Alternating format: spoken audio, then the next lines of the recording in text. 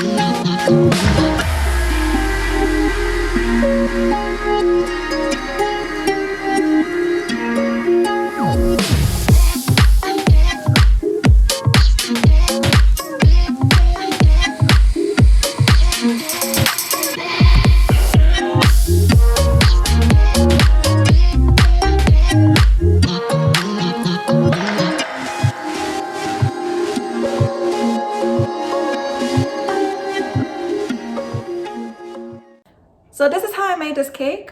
Very simple to make. Again, basically what you need to do, you don't need to be fussy and perfect about your buttercream or whatever cream you're using.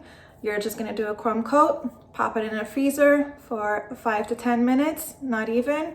bring it back, do a second coat, and then with your spatula, you're just going to create little creases or lines here and there, and you're gonna get that nice kind of like almost stucco effect, and that's it.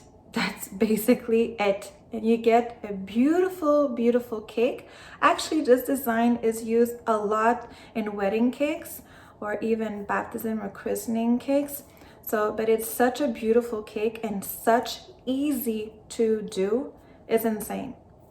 And you can do numerous tiers also, and that's like super nice. You could do 2-tier, 3-tier, then you do a cascade flower going down.